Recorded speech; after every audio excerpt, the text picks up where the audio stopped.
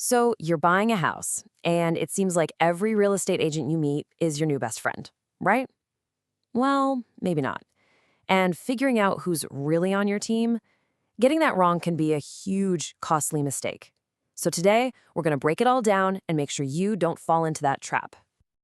Okay, let's set the scene. You're driving around and bam, you see it, the perfect house. You get all excited, you pull over, and you call the number on that for sale sign. The agent who picks up, they sound amazing, super helpful, they know everything about the neighborhood, they're ready to get you in the door. But hold on, there's a huge question you need to ask yourself right then and there. Who does this person actually work for? And here's the answer that trips up almost everyone. That super friendly agent on the sign, they have a legal duty to the seller. And only the seller. Yeah. Their one and only job is to get the best possible deal, the highest price, for the person selling the house. This whole thing is built around a legal concept called agency. So what is agency? Don't let the fancy word throw you. It's really just a formal way of saying one person, the agent, is hired to act for another person, the client.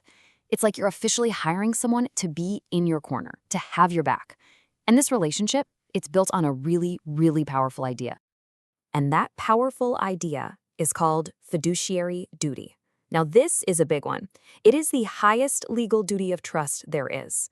It means your agent has to put your financial interests above all others. Seriously, above the other parties and even above their own financial interests. And that duty, that's what separates you being a true client from just being a customer. And believe me, the difference between being a client and a customer is night and day. Look, if you're a client, you've signed on the dotted line. That agent owes you the whole shebang: loyalty, advice, confidentiality. They're your advocate. But if you're just a customer, well, all they legally owe you is honesty and fairness. That's it. That is a massive gap in service that could literally cost you thousands of dollars when it comes time to negotiate. Okay, so how does all this work in the real world in a typical sale? Well, the good news is, most of the time, it's pretty straightforward. Usually, you'll see two different real estate companies involved. This is what we call a cooperative sale, and honestly, it's the cleanest way to do it.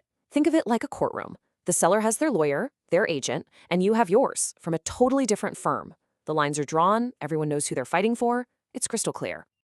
But what if it's not so clean? What if you're out there looking at houses with an agent, but you haven't actually signed anything formal with them? You think they're your agent, but are they? This is where things get really murky, and it's how you can accidentally give away all your leverage. You might have stumbled into something called sub-agency. And wow, this is a big one to watch out for. It basically means the agent showing you around isn't working for you at all. They're actually a sub-agent of the seller's agent. So legally, anything you say to them, it's like you're whispering it right into the seller's ear. And here's why that's so dangerous. Let's say you get excited and tell that agent, "Oh man, I love this place. I'd easily pay another 10 grand for it." Guess what? That agent is legally obligated to tell the seller what you just said. Boom, you've just played your entire negotiating hand without even knowing you were in the game.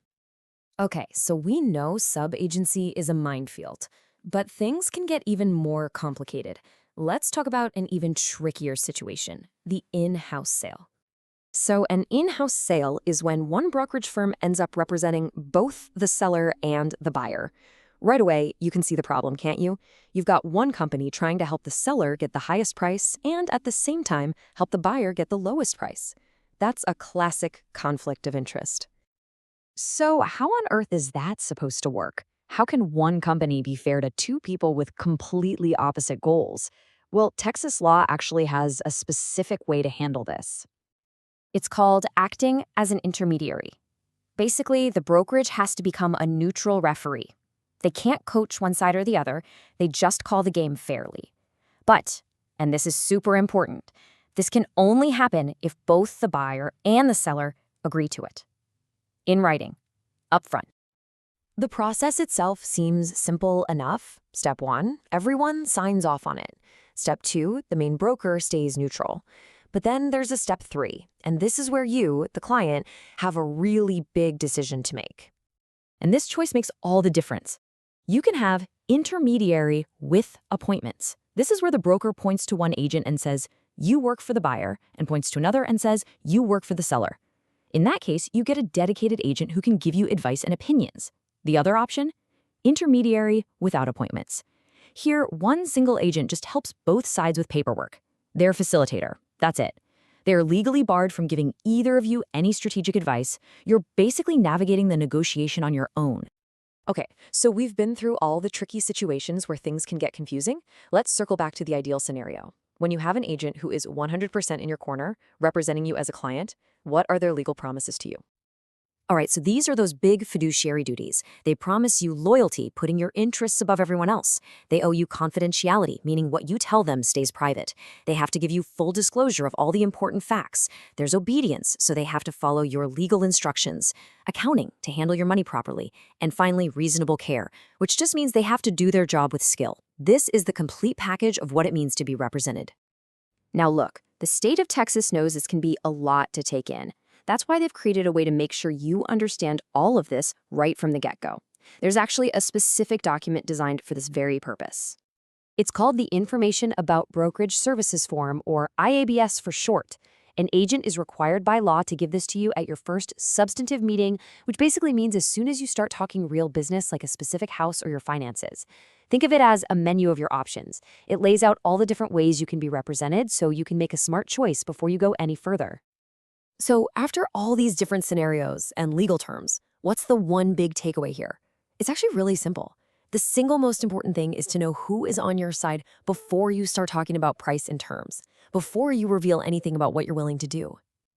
Listen, figuring this out isn't just about some legal paperwork. It's about protecting yourself during what's probably the biggest purchase you'll ever make. So as you start this journey, before you fall in love with the house, before you talk numbers, just ask yourself this one crucial question. Are you absolutely sure you know who's in your corner?